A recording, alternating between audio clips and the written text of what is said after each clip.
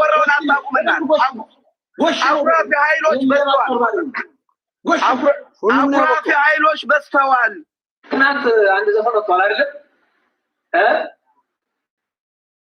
ነገው ማታ ተልቋል አይደል ደስታው ሞታችኋል ግጥሙ ወርቅ ነው አይደል ወርቅ ፕላቲናው ያወጣው ዘፈና ማን ነው ስሙ ባክ ተናገር ማጣቃት ወሰን ማን ነው ስሙ ምን ነው ዝባለች ነገሩኝ እንጂ ይሁን ወንድሜ እግዚአብሔርና አጋንንትን እኩል ለማምለካት ሞክር እቺ ሀገር መቼም በዘፋኝና በዘፈን መፍትሄ አታገኝም አርቲስትንን በሚሉ ሰዎች እቺ ሀገር ጥንትም አልሰሯት ዛሬም የጥፋቷ ምክንያት እነሱ ናቸው ወደፊት እንኳን የምናስባት ነገር እያበላሽብን በነገራችሁ ላይ ግድ የለሽ ትውልድ ለማስጠር እዚህ ሲዘፍኑ ይላሉ እዚህ ይዘምራሉ እዚህ ሲጨማለቁ ራቁታቸውን ይላሉ እዚህ ነጥላቸውን ተሸዋፍረው መድረክ ላይ ይወጣሉ ይህችን ሀገር ይኸውልህ ወንድሜ ደራሲ ትከተላለህ ዘፋኝ ትከተላለህ ማንኛውንም ዘፈን ከሰማ አንተ የሰይጣን ባሪያ ነህ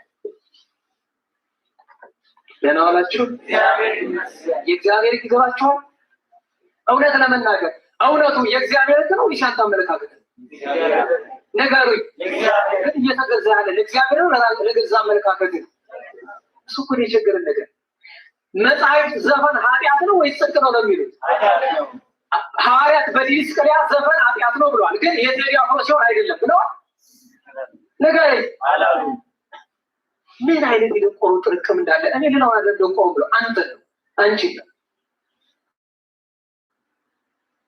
ባለው ነገሩን ሐዋርያት በዲስቅልያ መጽሐፍ 27ኛው አንቀጽ ኢመፍቱ ይሁን ክርስቲያን ሀበብ የተተውለት ወሰፈን ክርስቲያን ዘፈን እንኳን ዘፈን መዝፈንና ማዳመጥ የሚዘፈንበት ተውኔት ያለበት ቤት ክርስቲያን ቤት ኃጢአት ነው ተብሎ ተጽፏል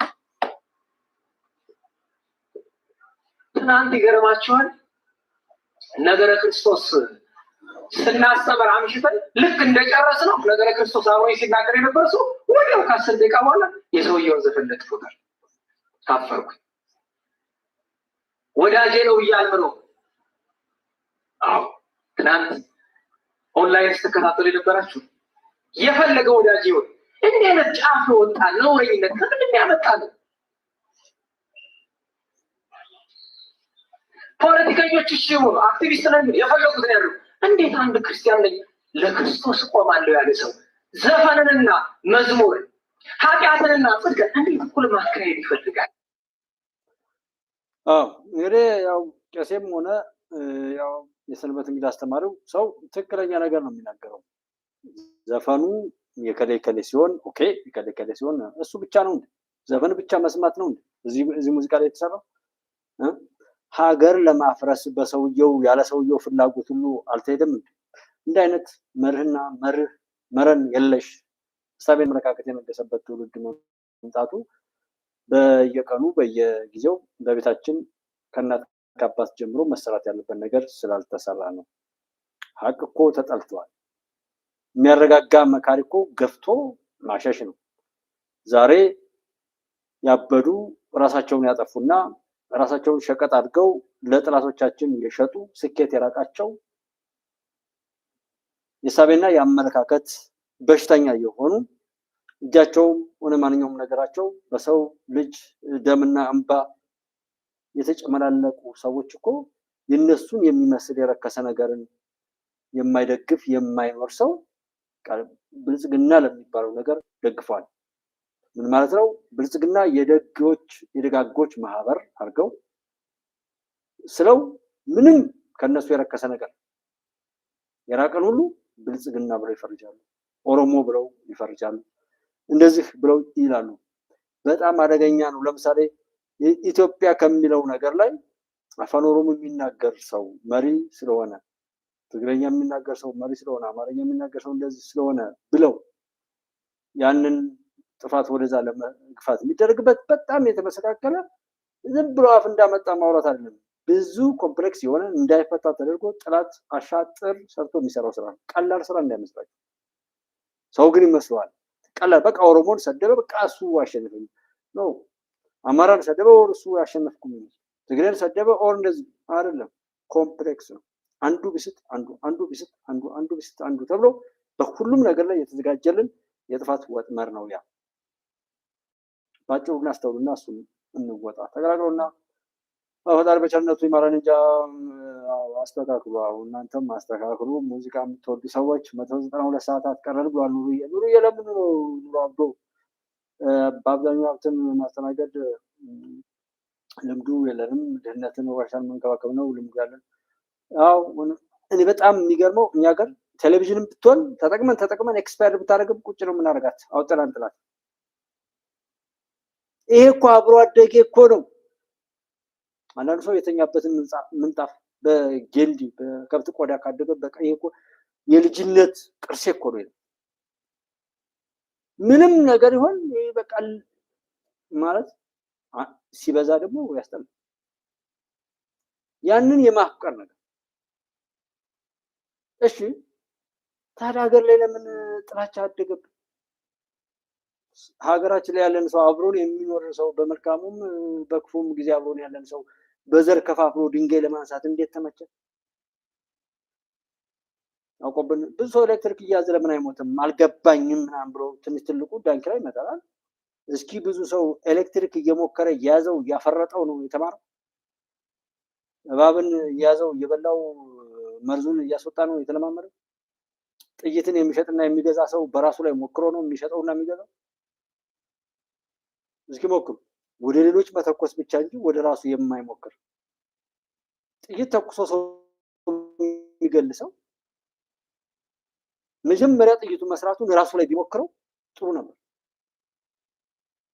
እና ብዙ ነገሮች አሉ እንደዚህ ወደ ሌላ እየገፋን ምን ሄድባቸው። ግን ብዙ ኢትዮጵያኖች ማናቀው ኢጓችን ትልቅ ስለሆነ ፒኤችዲ አለኝ ኢትዮጵያ መግዛት አለብኝ ሚል ጠባ አለን። ነገሩ ግን አንዳንድ ጄኔሬሽን ፈርቲላይዘር ነው።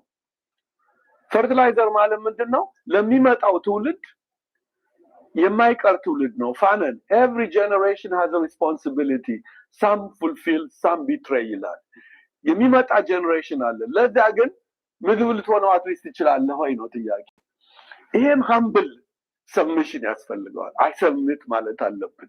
አለዛ እኔ ከሞት ሰርዶ አይብቀል ያለ እኔ ኢትዮጵያ የለችም። ለዚህ ነው ኢትዮጵያ የሚለው ላይ እንጌጅ ላደርግም አልፈልግ ጥያቄ ይላል። ምክንያቱም ችግሩ መሰለ ድሮም ከኢትዮጵያ ማፈንገጥ የተጀመረው ማፈንገጥ ፈልጎ ሳይሆንና ፈረንጆች ቆርቁረው ሳይሆን ኢትዮጵያዊ ነኝ የሚለው ነው እንድታፈግጥ የሚያደርግ ይጠይቅ። መጀመሪያ ራሱን ታሪኩን ሳቅ የኢትዮጵያን ሴንትራሊቲ ይዞ ቪዛህን ይጠይቃል።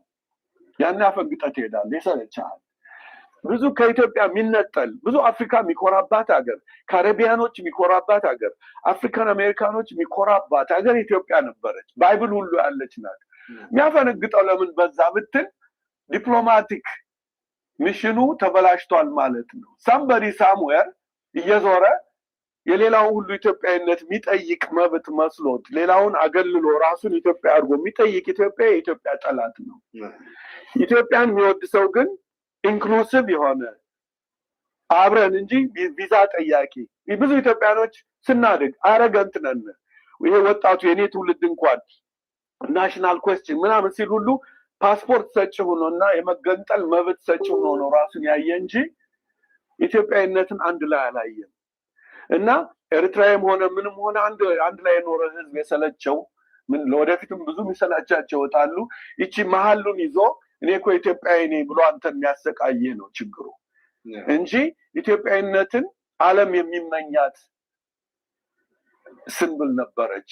አነሳ አሜሪካዎች ጥቁር አሜሪካዎች ሰለቻችሁን ይላሉ። ለካ እናንተ ናችሁ ኢትዮጵያኖች። እኔም ላቻ ነው አሁን የመጣ ነው እኮ አይደለም ማይድ አለባችሁ። ጣሊያን የተጋጠሙትን እስቡ፣ አድዋ ላይ ወደቁትን እስቡ።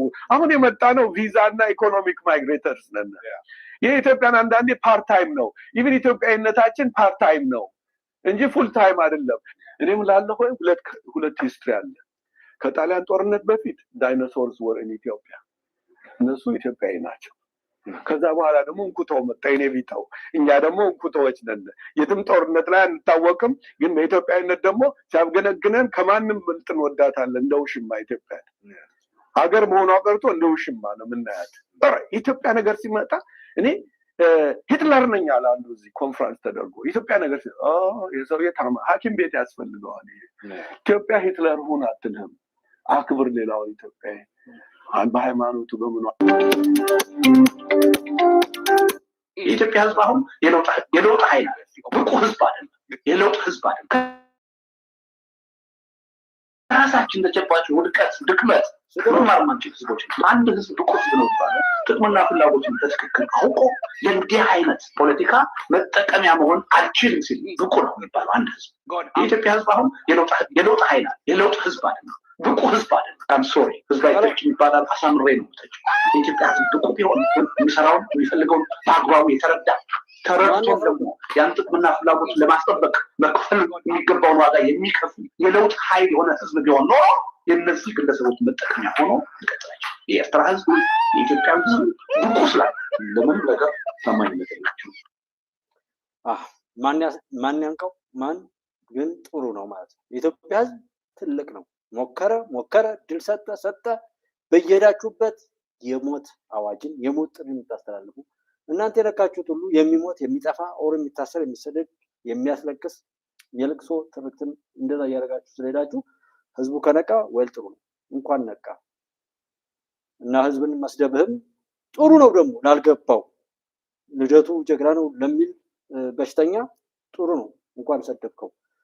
ስለዚህ ደናን ሰው መቼም መስደብ እንደማትችል ታውቃለህ። ደናው ሰርቶልሃል፣ ጅሉንም መስደብህ ዋጋ እንዲሰጥህ አርጋል ተስፋ ቆርጧል። እንደኔ የከሰርኩ ነኝ ነው የሚለው ፕሮፌሰሩም የተናገሩት በኢትዮጵያዊነት ላይ ያለንን ታሪክና ምናምን ይሄ ለሆዱና ለቪዛ ኦር ለሆነ ነገር ብሎ የሚሰደደውን ሰው ሳይሆን ጥንት ኢትዮጵያን ሰርተው ያኖሩትን ጀግኖችን መሰረት ያደረጋል እንዲኖሩ የሚል ነው። የመጡበት የሄዱበት ሁኔታ ሁሉ ያን መስሎ ሲያበቃ እኛም ምንም ነገር የምንጠቅሰው ለመበጣበጥ ነው። ባንዲራ ሲነሳ ድንጋይ ለማንሳት ነው ምንለው። በባንዲራ ጉዳይ ባንዲራ የሚክድ ሰው አለ፣ ራሱን በዛ ልክ የሚያረክስ ራሱን የሚቀብር ሰው አለ፣ ብዙ ሰው አለ። ምንም ይባል ምንም በመሸሽ አናመልጥም። በቃ ተወደደም ተጠላም ዛሬ ላይ ያለው ስኬትም የጋራ ነው፣ እንደ ድርሻችን እንካፈላለን። ዛሬ ላይ ያለው ውድቀትም የጋራ ነው፣ እንደ ድርሻችን አሁንም እንካፈላለን። በዘመናችን ማንኛውም ነገር የጋራ ነው። ይህን እክዳለሁ የሚል ሰው ራሱ አክስሟል፣ አጥፍቷል፣ አዋርዷል፣ ከስሯል። ነገ ሰው መሆን አይችልም። ነገ ስለምንም ነገር አፉን መክፈት አይችልም። ኢትዮጵያ ውስጥ ያለው ምንም ነገር ሰው ሽንት ቤት ሄዶ ሲወጣ ሽንት ቤት የሚጸዳዳ እኔም ብቻ የሚጠቅም እንደ ሱፐርቻት ማድረግ ምናምን መለመኑ ለእኔ ብቻ የሚጠቅመኝማ ቢሆን ኖሮ እለምን ነበር፣ ግን አለምን። ሰንዓፈን አልፈን ባሶራን ተቆጣጥረን ባሶራ ላይ ታንኮቻችንን ሰቅለን ባሶራ ማለት እንግዲህ የኤርትራ ከፍተኛው ቦታ ነው። በምስራቅ በኩል የደንከል በረሃን ያለው ፊት ለፊት ደግሞ ከስከስ የሚባል ወደ አድራይ የሚያወርድ ከፍተኛ ቦታ አለ። እሱን ተቆጣጥረን ነበር። የሀዘሙን ቦታ ወደ ግራ ትተን ነው ያለፍን ያለ ነው። በአድዋ አቅጣጫ አዱኸላና አረዛን አልፈን ክሎዝ መንደፈራ ነበር ውጊያ ሲደረግ የነበረው። ባራንቱን ተቆጣጥረን ነበር። ባራንቱ ተቆጣጥረን ወደ ተሰነይ ሁለት የተቆጣጠርንበት ሲያሰኘን የያዝን ሳያሰኘን ደግሞ የተመለስን የኤርትራ መንግስት የሚይዘው የሚጨብጠው የጠፋበት አይነት ሁኔታ ነው የነበረው። በእንደዚህ አይነት ወቅት አማራ ክልል ላይ እየተደበለበ ሀምስተኛ የሚባለው ክፍለ ጦር ተደብልቧል። ሰሞኑ የነበረው ሰልፍ በቁመት ተሰለፍ የተባለ በቁመት ሲሰለፍ ያየነው እኛ ሃይ ስኩል እያለ ልጆች ሆነ ከፊት ለፊት ነበር የምንሰለፈው በቁመታችን። አሁን በቁመት እያሰለፈ ያለው ፋኖ ነው። መስማት ግን አይፈልግም። ብልጽግና መስማት አይፈልግም። ይሄ ክፍለ ጦር ጠፋ ሲባል ብርጌድ ጠፋ ሲባል ተሰብቶ አያውቅም። አሁን ብርጌድ ጠፋ ነው እየተባለ ያለው። ነፃ ሲወጡ በነገራችን ላይ የብልጽግና አገልጋዮች የነበሩ ልጆች ተመልከቷቸው። ለምሳሌ የዩጋንዳ ወንድማችን ተመልከቱ። የዩጋንዳ ወንድማችን ይኸው ጀምረዋል። ወንድማችን ስለነበረ አሁን ተመልከቱ። በለጠኝ እኮ አብይን በመውቀስ ብልጽግናን በመውቀስ በለጠኝ። አማርኛ በደንብ ስለሚችልም ትናንት ክቡር ጠቅላይ ሚኒስትሩ ሲል የነበረ ልጅ ነው። ደግ አደረግ፣ እውነቴን ደግ አደረግ። ወደ ህሊናው የመጣ ሰው ሁሉ አሸናፊ ነው። በገንዘብ የምታወራ አንደበት ተመልከቱ። ገጣባው ሲያወራ ተመልከቱ። ብላክቦርዱ የዲሲ ብላክቦርድ ሀብታሙ ያለው እንደ አህያቸው ነው የገዛው ልጅ የሚያወራ ተመልከቱ። የአብይ አህመድ 95 ውሸቶች ብሎ ሲደረድረው ነበር። አሁን የታል? ሌላ ሰው ነው። ካርዷ ስታልቅ ደግሞ የአብይ አህመድ ነገሮችን 95ቱን ይዘረዝርልሃል። 95 ሳይሆን 995 ደርሶ ይሆናል አሁን ይጠቅስልናል ወደ ሌላው ሲመጣ ሌላ ጊዜ ማለት ነው። ግን መሀል ላይ እንገዛዋለን። ጎፈንድሚ ማጠራቅመን ምናምን አጠራቅመን መተን እንደ አህያ እንጭነዋለን። ተናገር ይችን በተናገር የማይፈልገው ገንዘብ እየሰጠን እንሰጠዋለን፣ እናመጣዋለን። ለሁለት ወርም ቢሆን እንቆጣጠረዋለን። ኮንትራክት በገንዘብ ነበር የምትናገሩት የምትጭኑት። እስኪ ጫኑ። አንድ ደግሞ አንድ አስገራሚ ደግሞ እስቲ ልጨምርላችሁ። ይሄ አሁን እየተናገረ ያለው ሰውዬ ምን እያደረገ መሰላችሁ? ዊልቸር እያደለ ነው። ዊልቸር እየሰማችሁ ነው? ዊልቸር እያደለ ስለ ጦርነት ይፎክራል። ማን? ይሄ ሰውዬ እንደ ጀግና ያወራል። ንመራሕቲ መንገዲ ይኹን አያችኋቸው ልጆቹ ዊልቸር ነው እያደለ ያለው። አሁን ምን ይላል? ናይ ትግራይ ኩነታት ተፈልዮ ኮይኑ የትግራይ ሁኔታ ልዩ ሆኗል፣ የተለየ ሆኗል።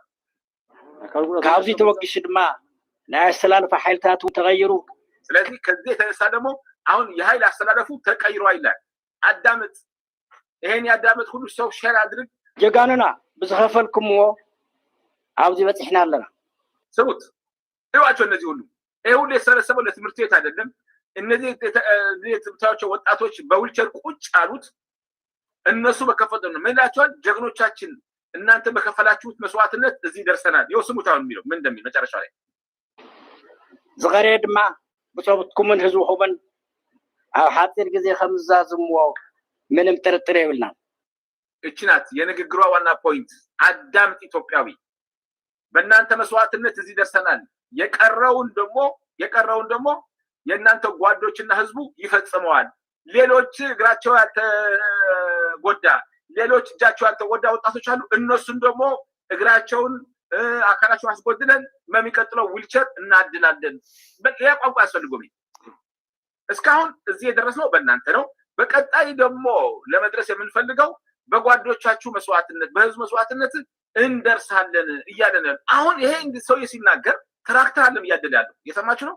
ትራክተር አይደለም፣ አካፋ አይደለም፣ ዶማ አይደለም እያደለ ያለው ለእነዚህ ወጣቶች፣ ወይም ደግሞ ኮምፒውተር አይደለም እያደለ ያለው፣ ላፕቶፕ አይደለም እያደለ ያለው ሳይንስ አይደለም እያደለ ያለው ዊልቸር፣ አካላቸው ለጎደሉ ልጆች ዊልቸር እያደለ በሚቀጥለው መስዋዕትነት ደግሞ ሌሎች ደግሞ መስዋዕት ስለሚከፍሉ ሌላ ዊልቸር እናድላለን ነው የሚለው በዚህ ቋንቋ። ይሄ ነው። አንድ አስገራሚ ደግሞ እስቲ ልጨምርላችሁ። ይሄ አሁን ይሄንን ተቀብሎ የሚሄድ ሰው ካለ በርቱ። እችኛዋን የጽምዶ ሀሳብ በተመለከተ ግን ዋናው መጨረሻ ላይ የምናደርገው እችኛዋን የጽምዶ ሀሳብ በተመለከተ ግን እቺን ቅጀት ወደ መሬት እናወርዳታለን ብለው ስንዝር እንቅስቃሴ ቢያደርጉ እንደ ሉዓላዊ ሀገር ይሄ ተቋም ደግሞ በመንግስት ግዳጅ እንድትሰጠው ኃላፊነት እንድትሰጠው የኢትዮጵያ ሉዓላዊነት ለማስጠበቅ ስራ እንደሚሰራ አካል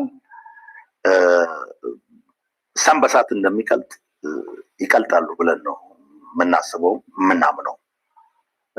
ይህን ወደዚህ ደረጃ የሚወስዳቸው ጉዳይ ምንድን ነው? ድርድር የለውም። ኮምፕሮማይዝ የሚደረግ ጉዳይ አይደለም። የሉዓላዊነት ጉዳይ እና በሉዓላዊነታችን ላይ ቅዠትን የመከረች ግሩፕ አለች።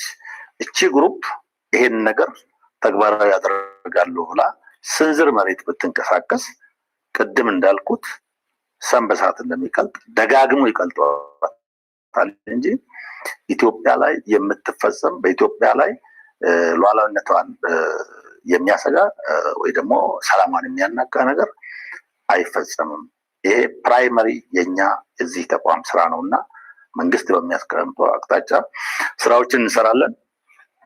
ይሄን የምንልበት ዋና ምክንያት አንደኛ ኢን አድቫንስ ለዲፕሎማቲክ ማህበረሰቡ ይሄን ነገር አዌር የማድረጉ ስራ ተሰርቷል።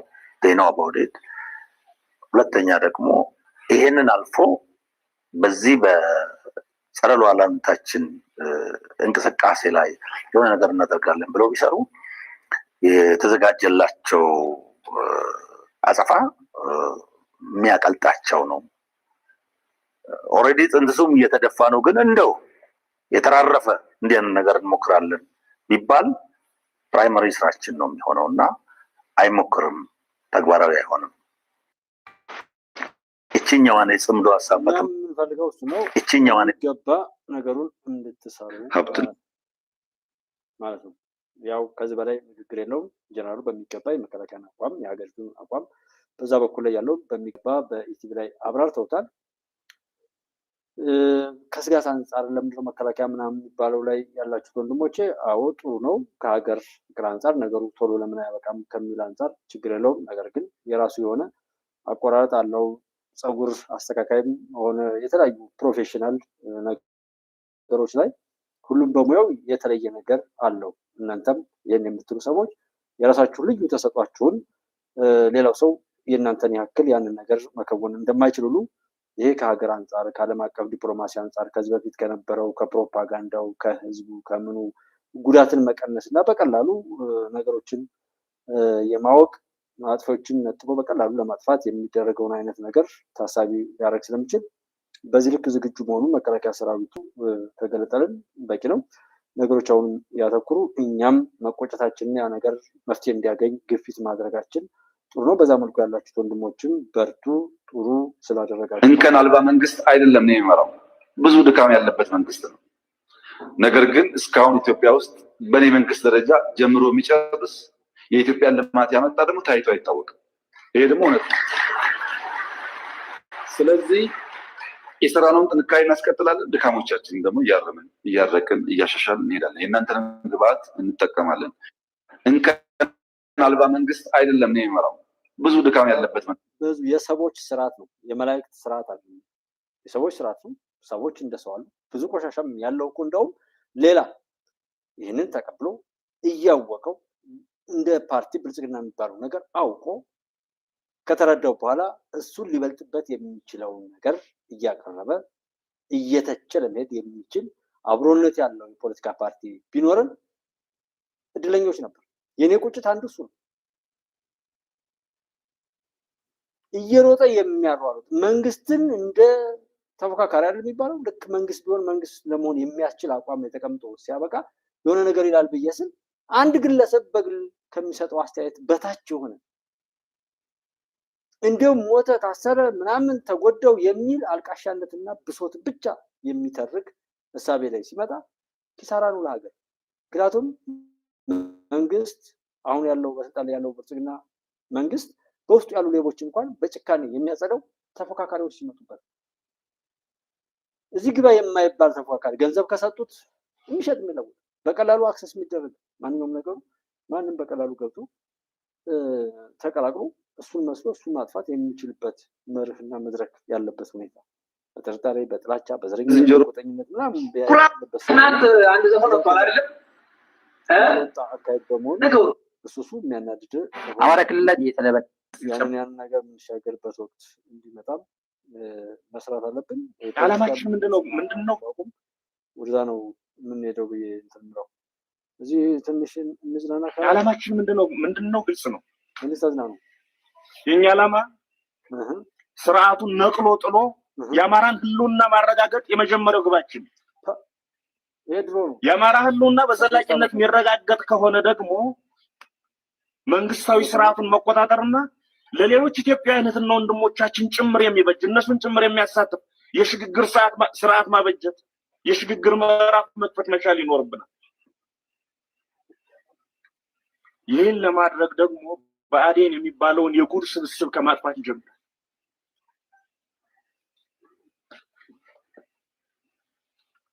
አንድ ሰው ለአንድ ሳምንት ሊሄድ ይችላል።